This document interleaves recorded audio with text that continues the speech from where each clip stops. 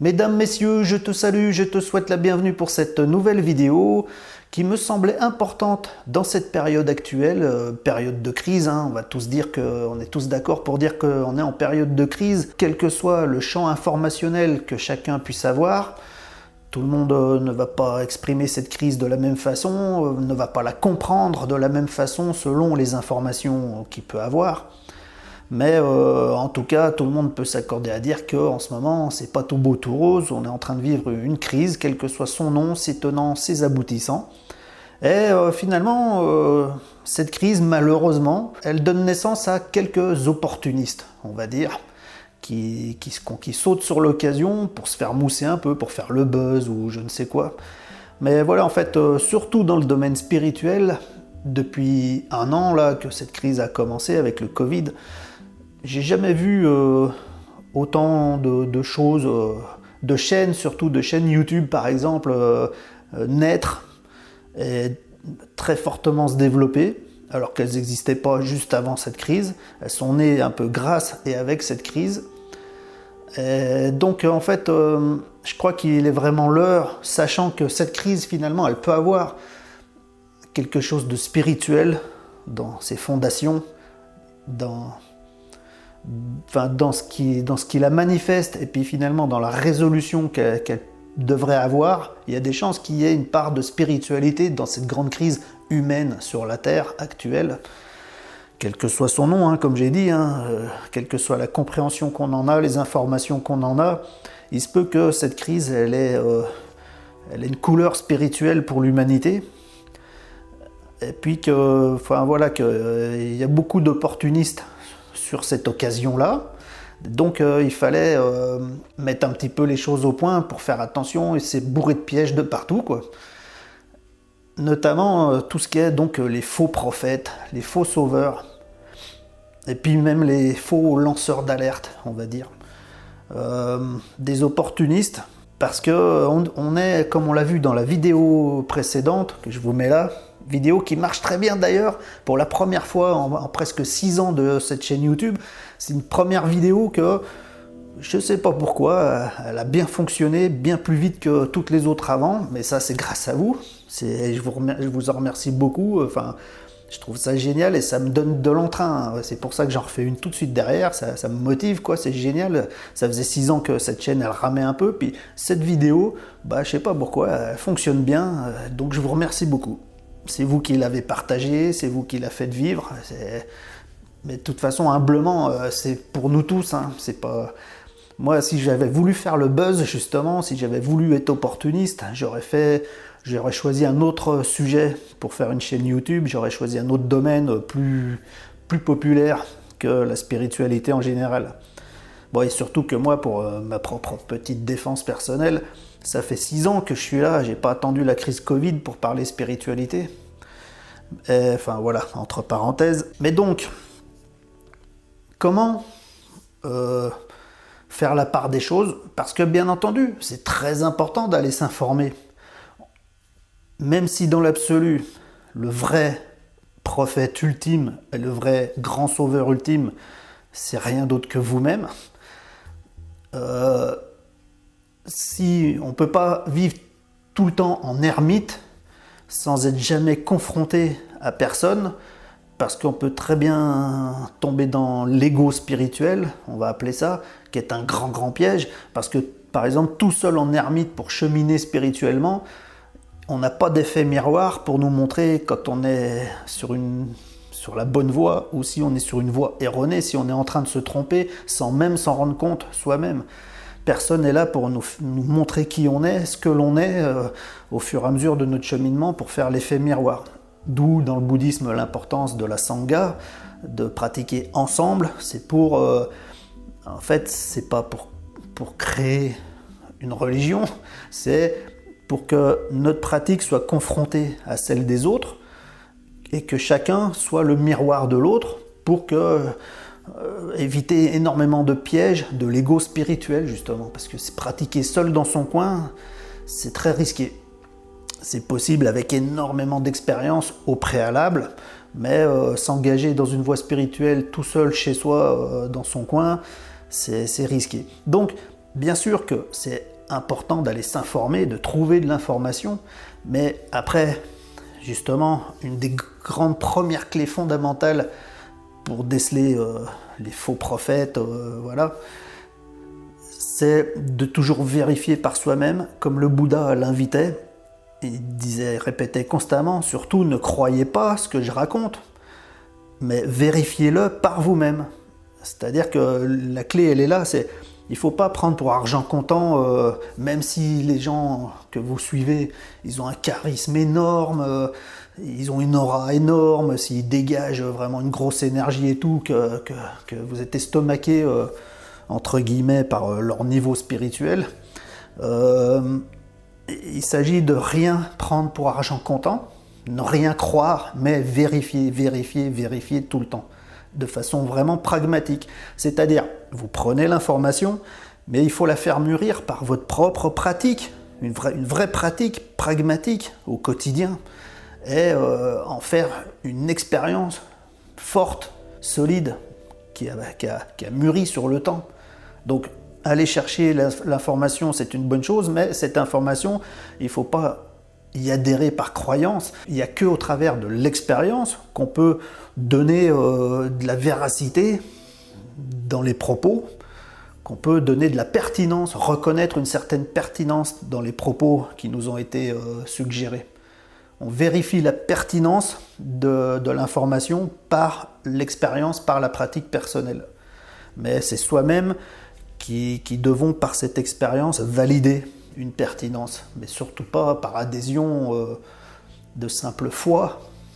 La foi, elle doit être vécue, confrontée, elle doit être expérimentée, elle doit être cheminée. Ensuite, une deuxième grande clé, je dirais, c'est que celui qui se présente comme celui qui transmet quelque chose, comme moi ici je le fais dans mes vidéos, humblement, en fait, moi par compassion envers moi-même, puisque moi je suis persuadé que tout est un, ça on le verra sur le troisième point, mais en fait par compassion envers moi-même, je ne peux pas faire autrement que partager mon expérience dans le simple espoir de peut-être susciter des aspirations, des vocations, en tout cas des questionnements, pour que d'autres pratiquent à leur tour dans leur coin, comme je le dis, pour vérifier par eux-mêmes, parce que en fait, le seul moyen de grandir spirituellement, c'est que tout grandisse, tout est un. On ne peut pas devenir un éveillé en laissant les autres dans la mouise. C'est impossible, ça, c'est une hérésie de l'ego spirituel.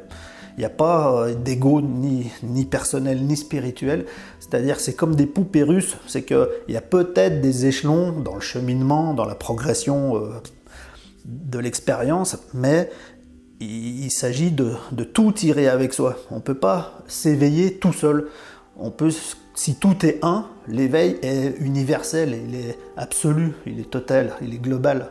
C'est le retour à la source, à Dieu, l'unité totale, la source fondamentale, l'origine de toute chose, en unité. Et donc, pour retourner à ça, il s'agit de tout y ramener. On ne peut pas aller soi-même tout seul s'éveiller à la source s'il y a des copains derrière qui ne savent même pas qu'elle existe, quoi. C'est impossible. Pour moi, en fait, en tout cas, ça fonctionne comme ça. D'où cette idée de transmettre pour tirer les autres avec soi dans la pratique. Mais c'est humble, ça prouve justement que on n'est pas dans l'ego spirituel, on ne veut pas s'éveiller pour soi, on veut s'éveiller pour l'éveil lui-même, pour l'unité, pour la globalité. Il n'y a plus d'identification là-dedans, il n'y a plus d'attachement. Et donc, une personne qui va vous transmettre des idées, il faut que vous sentiez vraiment que c'est dans cette attitude-là. C'est-à-dire que il ne faut surtout pas que vous vous sentiez attaché à elle. Elle, en fait, si elle est vraiment juste, elle doit au plus vite vous amener une certaine autonomie, que vous soyez détaché d'elle, que vous n'ayez pas besoin d'elle. En fait, le but ultime de quelqu'un qui aurait quelque chose à transmettre, c'est que ce soit suffisamment bien transmis rapidement pour que cette personne-là elle soit le plus rapidement possible en autonomie pour devenir aussi expérimenté, voire plus, pour tirer le tout. Mais le but, c'est pas de créer une dépendance. Attention aux faux prophètes, justement, qui vont créer une certaine dépendance pour pour tirer avec elle une audience, un buzz, un feuilleton qui s'arrête jamais, où c'est toujours lui le gourou, et puis vous le disciple, et puis ça chemine comme ça de façon linéaire, où lui il est toujours dessus, vous êtes toujours derrière, et c'est toujours lui qui vous instruit.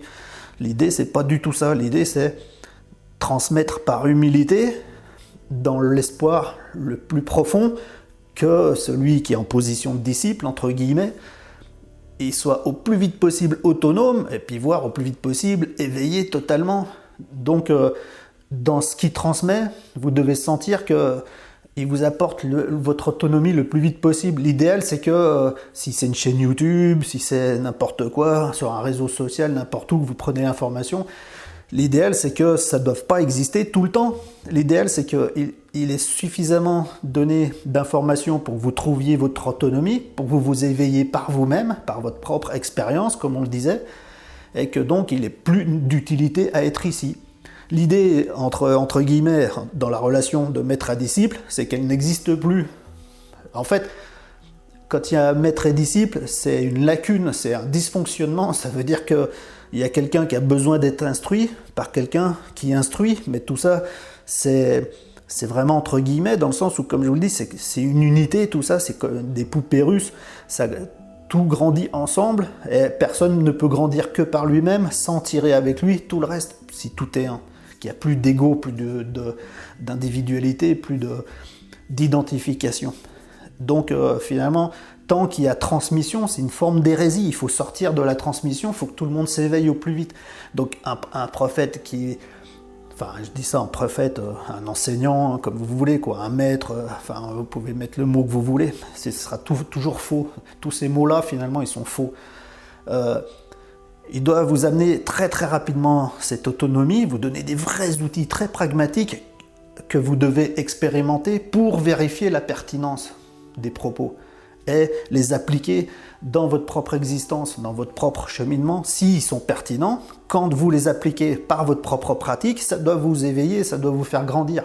Là, on peut dire il vous a transmis des outils pertinents, mais vous ne devez surtout pas être dépendant de lui, et surtout pas sur la longueur, sur le temps. Très vite, vous devez pouvoir vous en détacher. Ça, je pense que ça, ce serait un bon maître. Celui qui donne des outils pertinents pour que vous les pratiquiez vous-même, afin de vous détacher du maître, voire de le dépasser. C'est ça, un bon maître, il a l'humilité de vouloir éveiller le monde avant lui-même, finalement. Mais tout ça, c'est entre parenthèses, hein, c'est tout que des mots. Dans l'absolu, tout est un. Je vous dis, il n'y a personne qui est éveillé, personne qui est dans l'illusion. C'est tout connecté, tout ça, finalement.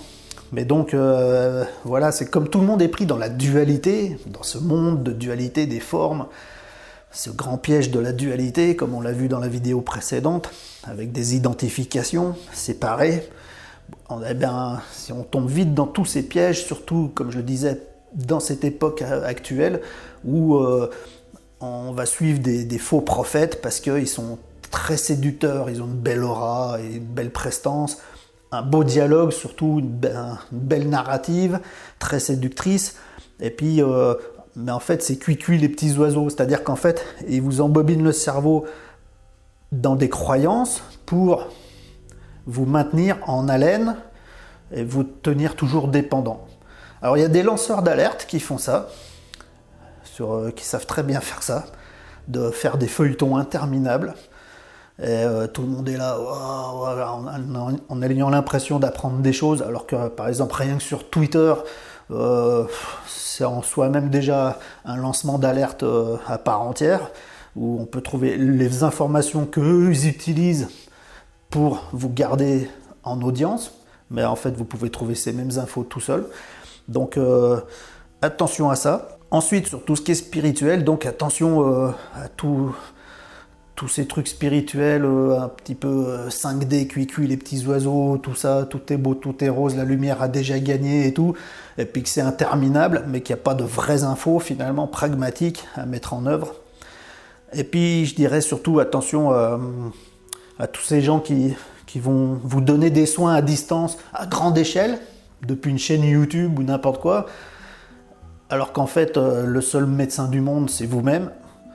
En fait, il crée une dualité, finalement, il crée une dépendance, comme je le dénonçais entre guillemets jusqu'ici. Et il faut faire très attention à ça. Il faut se libérer de ça. En fait, les seules vraies informations qui sont à retenir, que vous pouvez trouver à droite à gauche, c'est celles qui vous font vite avancer de façon vraiment concrète par des outils pragmatiques que vous pouvez vérifier par vous-même, par votre propre pratique, votre propre expérience. Et que ça vous amène à vous détacher de la source de l'information, parce que ça y est, vous l'avez maîtrisée, vous l'avez expérimentée, vous l'avez acquise, et vous en êtes devenu maître, vous maîtrisez cette information par votre pratique et votre expérience. Mais il faut très vite sortir de la dépendance. Donc attention à toutes ces chaînes spirituelles qui n'en finissent plus, mais il n'y a pas vraiment d'infos, tout est beau, tout est rose. Enfin voilà, toujours dans la belle séduction narrative de la lumière et tout ça et tout ça. Alors qu'en fait, tout est un et tout est vous, et puis que le grand patron de l'univers, c'est vous-même. Et ils doivent vous ramener à ça. S'ils n'arrivent pas à vous ramener à ça, c'est que même eux, ils sont dans une espèce de fuite à vouloir transmettre à des gens des choses qu'ils ne maîtrisent peut-être même pas eux-mêmes finalement, où ils s'auto-persuadent. Tout ça. Enfin, je veux dire, dans tout ça, il n'y a peut-être pas de mauvaises intentions, mais il y a souvent des erreurs par illusion. Pas forcément de la mauvaise intention, mais beaucoup d'illusions. Donc aussi bien par celui qui se laisse prendre que par celui qui prend les autres. Des fois, finalement, c'était pas son intention de base, il voulait bien faire, mais il est rentré dans une certaine logique qui est un petit peu néfaste pour tout le monde, qui tourne en rond, disons. Une des clés aussi, c'est que très vite, vous devez voir ce qui est proposé. Est-ce que ça vient de l'extérieur, de la dualité, comme un dogme finalement, où il y aurait vous et il y aurait l'outil dans la dualité, dans l'extérieur, qu'il faudrait pratiquer cet outil pour arriver à quelque chose, mais de façon très dualiste. Si vous avez cette impression, c'est qu'à quelque part ça sonne faux. En fait, comme tout est un, tout est vous-même, les choses elles sont censées vous ramener à vous-même dans votre propre divinité. Et au plus vite trouver votre propre autonomie dans cette propre divinité. Mais surtout pas rester engagé dans la dualité, à suivre. Le but c'est pas de suivre, le but c'est juste prendre de l'info pour avancer. Mais c'est pas de suivre l'information comme un mouton derrière le berger. Le berger c'est juste un guide momentané, mais ça doit pas être un absolu, c'est pas un dieu. Le dieu, c'est vous. Mais l'outil doit que vous amener à cette réalisation, finalement. Enfin voilà, j'ai pas dit vraiment tout ce que je voulais. J'ai peut-être oublié des clés que j'avais envie de partager, parce que j'ai le malheureux défaut de pas vraiment préparer à l'avance, de pas prendre de notes, d'être spontané, parce que j'aime ça. Je trouve ça que c'est plus humain d'être dans la spontanéité. Comme ça, au moins, c'est pas trop mental, j'ai pas trop préparé. Enfin, voilà, c'est de cœur à cœur, finalement, quoi.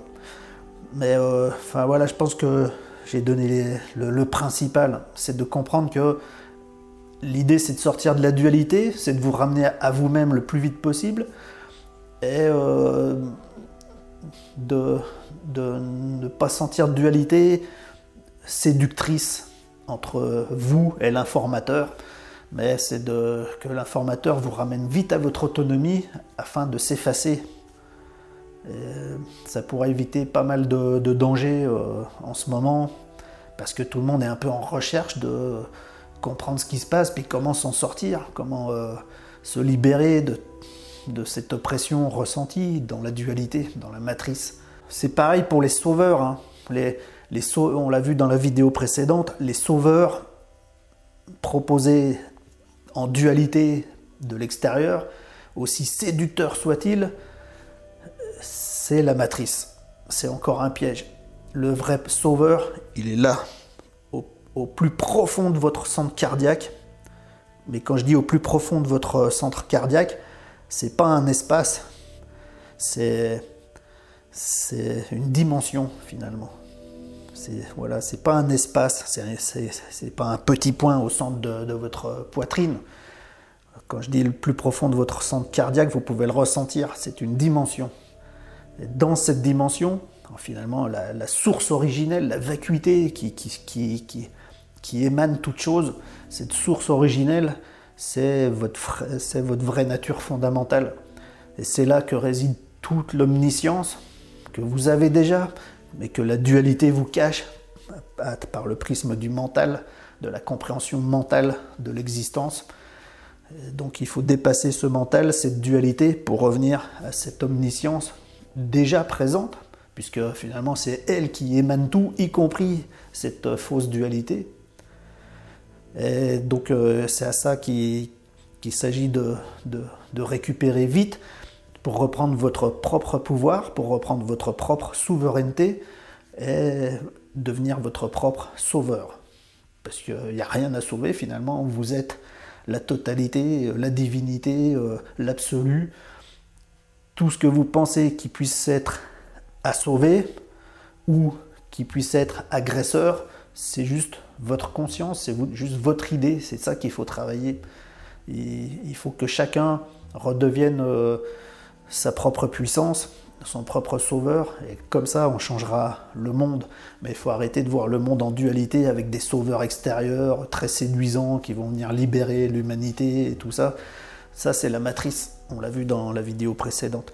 Donc attention aux faux prophètes, attention aux faux sauveurs, faites-vous confiance à vous-même, cherchez, mais surtout expérimentez tout ce que vous trouvez.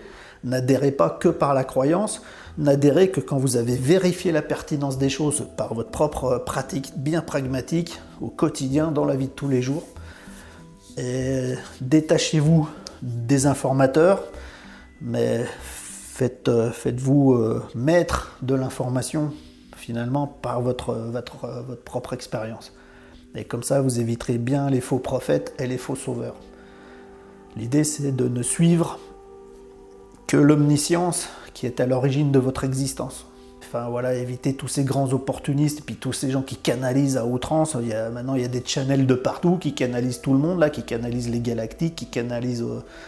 Enfin, ils savent pas ce qu'ils canalisent finalement, tout est un. Et puis, admettons, parce que je remets pas en question hein, la canalisation, puisque si tout est un, que tout est connecté, même on le voit avec l'intrication quantique, hein, dans la mécanique quantique, si tout est un, que tout est connecté, c'est tout à fait probable qu'on puisse canaliser des choses, y compris dans les lignes de temps, passé, présent, futur, et dans l'espace, partout, quoi. Mais tous ces gens partout qui canalisent à outrance, ça j'y crois quand même moins, puisque finalement, souvent ils s'auto-persuadent, ils pensent canaliser, alors qu'en fait ils sont que dans l'intuitif, mais ils se canalisent finalement eux-mêmes, quand ils canalisent de la justesse. Ils canalisent leur grand soi, leur propre omniscience finalement, ils canalisent, mais dire je canalise Pierre-Paul ou Jacques, machin, tel ange, tel archange, ou tel galactique et tout, je pense que ça, c'est un petit peu du flan, parce qu'on n'en a pas besoin. C'est encore une certaine dualité de dépendance. Pourquoi il faut qu'on se soumette à toute l'omniscience des galactiques ou des archanges, alors que nous sommes fondés de cette même omniscience une, la source originelle de tout ce qui est émané en conscience. Donc il n'y a pas besoin d'aller canaliser Pierre, Paul et Jacques, c'est à vous de vous canaliser vous-même dans votre source originelle la plus pure. Il faut la retrouver par l'éveil, c'est-à-dire la sortie de l'identification, la sortie de la dualité, une reconnexion aux origines de l'existence, unifiée, quantique. Et enfin voilà, c'est tout un cheminement. La méditation y aide beaucoup, quand on comprend la méditation, hein, c'est-à-dire au-delà de la pensée, c'est-à-dire justement revenir au cœur de l'omniscience originelle, au-delà de la pensée mentale. Laisser de la place à ça finalement, plutôt que toujours être là-dedans dans l'analyse dualiste. Mais voilà, donc c'est pas la seule porte. En fait, tout est une porte. Tout est une porte. L'idée, c'est de tomber l'illusion de la dualité, du mental, des fausses croyances, des fausses perceptions, et puis de toutes ces fausses informations qui arrivent de tous les côtés, de partout. Donc attention aussi aux faux prophètes, aux faux sauveurs. Faites-vous confiance. Allez chercher à l'intérieur de vous-même, tout est déjà là. Pratiquez, soyez ouverts avec beaucoup de discernement, soyez humbles et patients. Puis il n'y a pas de raison de ne pas y arriver. De toute façon, on est obligé, il faudra qu'on y arrive. Puisqu'on est là, c'est que l'absolu est déjà, puisqu'on peut le conscientiser, on est en train de l'exister. Donc, puisque tout est là, c'est que c'est là, c'est réalisé. Donc là, on est finalement, la réalisation absolue, finie, est le cheminement qui contribue, qui crée, c'est simultané. Et justement, c'est ça toute l'expérience, c'est que l'expérience du temps linéaire, c'est en fait une illusion dans le cheminement d'une réalisation déjà parfaite, déjà finie. Ça, peut-être j'en ferai une vidéo de cette vision simultanée entre le cheminement et la réalisation. La réalisation étant déjà faite et le cheminement amène à cette réalisation en simultané. C'est assez complexe, ça peut sembler un peu ésotérique, un peu quantique, mais pour moi ça sonne assez juste. Enfin là je m'égare, on y reviendra peut-être plus tard avec les lignes de temps aussi, on parlera un petit peu des lignes de temps dans le même état d'esprit. Sur ce, je vous remercie d'avoir suivi jusqu'ici. Lâchez un petit pouce si vous avez kiffé pour aider à la visibilité de la chaîne, pas pour faire le buzz, mais pour aider humblement. Qui pourra trouver résonance dans mes propos, un début de questionnement, n'importe quoi, une aspiration, enfin voilà quoi. Enfin pour qui a quelque chose à y trouver et qu'il y trouve, tant mieux. Pour les autres, tant mieux aussi, pas grave. Dans le même état d'esprit, partagez à volonté. Si vous avez trouvé de la pertinence dans certains de mes propos puis que vous avez envie de les partager, commentez, posez des questions sous la vidéo et puis abonnez-vous à la chaîne si vous voulez être notifié des prochaines publications. Sur ce, je vous remercie beaucoup. Ciao, bye. Merci.